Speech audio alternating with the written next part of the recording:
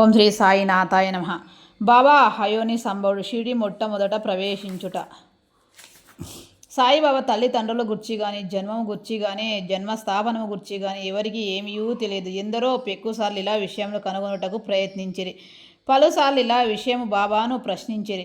కానీ ఎట్టి సమాధానము కానీ సమాచారము కానీ పొందకుండిరి. నామదేవుడు కబీరు సామాన్య మానవులే జన్మించి ఉండలేదు. ముత్యపు చిప్పలో చిన్న పాపవలె లభించిరి. నామదేవుడు భీమారతి నది తటమున గోనాయికి కనిపించెను. కబీరు భగరతి నది తటమున తమలకు కనిపించెను. అట్టిదే సాయి జన్మ వృత్తాంతము. భక్తుల కొరకు బాబా 16 ఏళ్ల బాలుడుగా షిరిడిలోని వేప చెట్టు క్రింద అవతరించెను.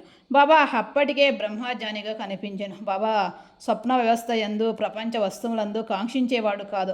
ఆయన మాయను తన్నేరు. ముక్తి భావ పాదమును సేవించుచుండెను. నానా చబోద్గర్ తల్లి మిల్కి ముసలిది. ఆమె బాబాను ఇట్లు వర్ణించినది. ఈ చక్కని చురుకైన కుర్రవాడు వేప చెట్టు క్రింద ఆసంలో నుండెను. శీతోష్ణములు లెక్కించక అంతటి చిన్న కుర్రవాడు కఠిన తపన ఆచరించుట, సమాధిలో మునుగుట చూసి గ్రామస్తులు ఐశ్వర్యపడిరి.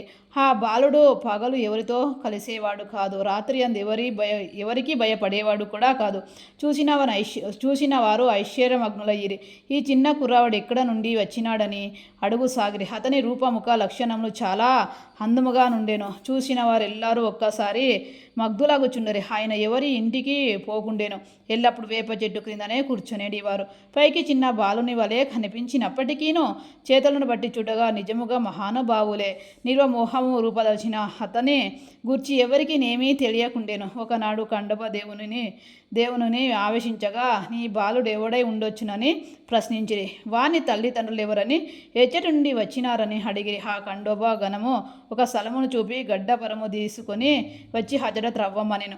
అట్లు త్రవ్వగా నందులో కొన్ని నిటుగలు వనియుగా విడల్పు రాయి ఒకటి కనిపించెను. ఆ బండను తొలగించగా క్రిందనొక సందు కనిపించెను. అచట 4 దీపములు వెలుగుచుండెను. ఆ సరంగము ద్వారా ముందుకు పోగా నచటనొక భూగృహము కనిపించెను.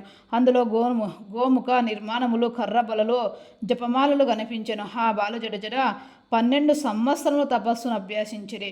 కండోబా చెప్పెను. పిమ్మట కుర్రవాని విషయం ప్రశ్నించగా వారలను మరిపించెను. అది తన గురుస్థానమనియు వారి సమాధి నచటగలదు కావున దానిని కాపాడవలెననియు చెప్పెను. వెంటనే దాని నెప్పటి వలె మూసివేసిరి. ఉదంబుర వృక్షం వలె నీ వేప చెట్టు పవిత్రముగా చూసుకొనుట బాబా ప్రేమించువారు. మహాలస్పతి తదితర షిరిడిలోని భక్తులు దీనిని బాబా యొక్క గురువు గారి సమాధి స్థాపమని భావించి స్పష్టాంగ నమస్కారం చేసెదరు. ఓం శ్రీ సాయినాథార్పణమస్తు. శుభమభవతు. ధన్యవాదములు.